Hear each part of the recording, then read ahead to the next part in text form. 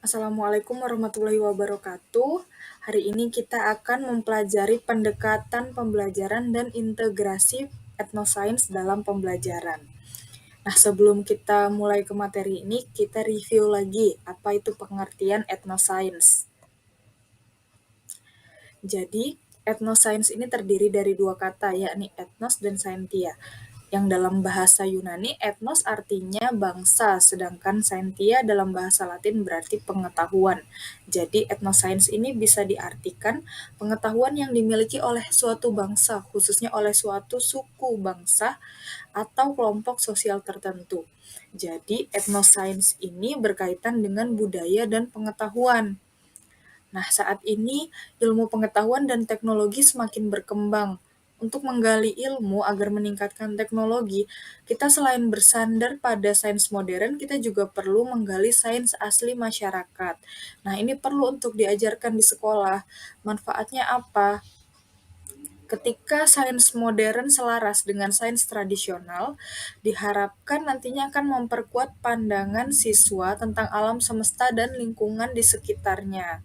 Jadi ini nanti diharapkan juga dapat mengubah stigma negatif siswa tentang pembelajaran sains, di mana sains itu sulit dipahami, membosankan, dan menakutkan menjadi stigma positif, yakni pembelajaran sains itu pembelajaran yang menyenangkan, bermanfaat, dan benar-benar ada di lingkungan sekitar kita. Nah, pembelajaran ini sifatnya kontekstual atau bersifat nyata.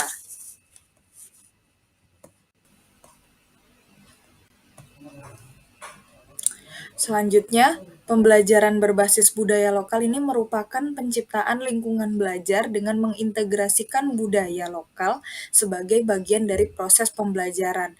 Nah, manfaatnya diharapkan dapat meningkatkan motivasi siswa selama proses pembelajaran dalam mengaplikasikan pengetahuan.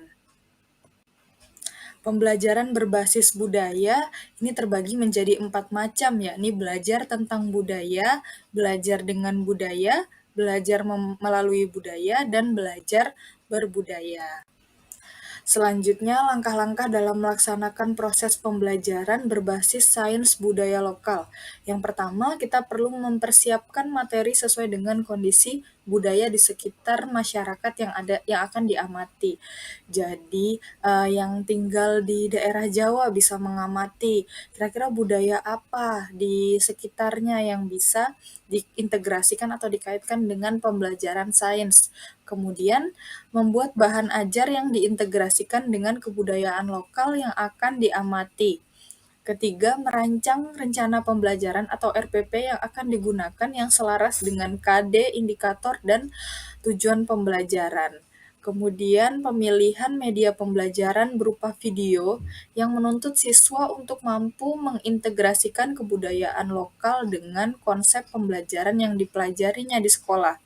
Yang terakhir, pembelajaran dimulai dengan mengeksplorasi pengetahuan awal siswa tentang budaya yang akan diintegrasikan dalam pembelajaran sains, serta menuntut siswa untuk menghubungkan budaya dengan sains ilmiah.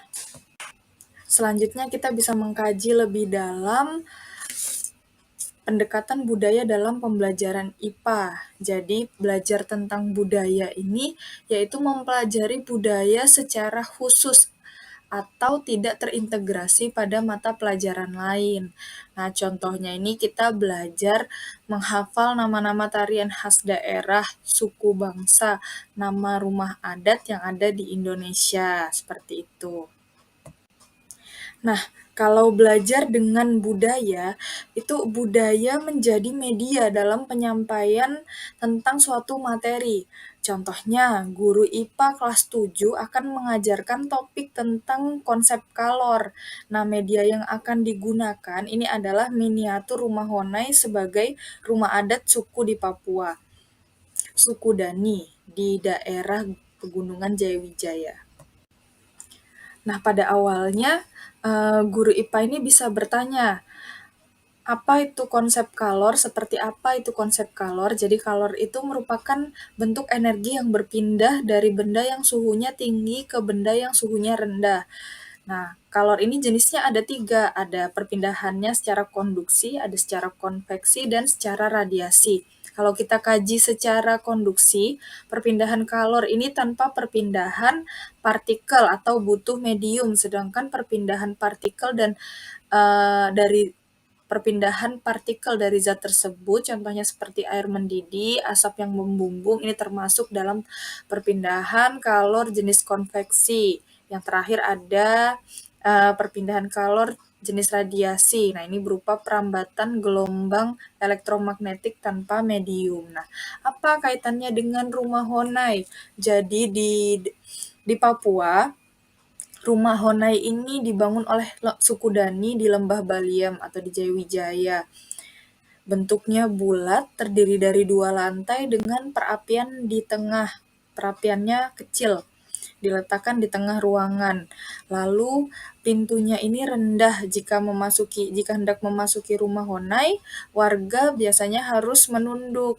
Kemudian tidak ada jendela, jadi rumah Honai ini sangat minim udara. Atapnya terbuat dari jerami atau alang-alang karena ringan dan tahan goncangan. Dindingnya terdiri dari 2 lapis kayu. Nah, apa kaitannya dengan kalor? Jadi sebelum tidur, warga atau suku Dani ini menyalakan api unggun yang ada di tengah-tengah ruangan. Kemudian ketika asapnya sudah membumbung, perapiannya dimatikan. Lalu mereka tidur dengan asap yang ada melingkupi ruangan. Nah, ini contoh perpindahan kalor model konveksi. Kalau belajar melalui budaya, jadi ini merupakan metode yang memberikan kesempatan kepada siswa untuk menunjukkan pencapaian pemahaman atau makna yang diciptakannya dalam suatu mata pelajaran melalui ragam perwujudan budaya. Jadi, kita bisa mengkaji berbagai budaya yang ada di Indonesia, kemudian diintegrasikan dengan materi-materi pembelajaran sains. Berikut merupakan contoh gambaran budaya yang ada di Papua. Jadi di Papua ini ada budaya sasi, yaitu pelarangan untuk eksploitasi lingkungan dalam waktu tertentu. Biasanya masyarakat ini mensasikan beberapa spesies yang ada di laut. Biasanya yang disasikan ini spesies yang langka.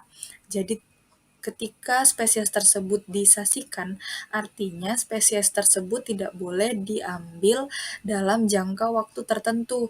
Bisa beberapa bulan, bisa juga sampai bertahun-tahun. Nah, ketika jangka waktu sasinya sudah selesai, masyarakat beramai-ramai turun untuk memanen hasil laut tersebut. Nah, ketika dikaitkan dengan materi pembelajaran ini berkaitan dengan konservasi, seperti itu. Kemudian ada juga budaya bakar batu. Budaya bakar batu ini masyarakat di Papua itu membakar batu, kemudian meletakkan daging atau makanan ke atas batu yang panas untuk mematangkan makanan tersebut. Nah, ini bisa dikaitkan dengan materi konsep kalor. Kemudian ada juga pewarnaan tifa menggunakan bahan alami. Pewarnaan tifa yang berwarna hitam biasa diambil dari kayu, sedangkan warna kuning dari kunyit dan warna merah dari buah merah. Nah, ini bisa dikaitkan dengan KD 3.6 atau tentang zat aditif pada kelas 8.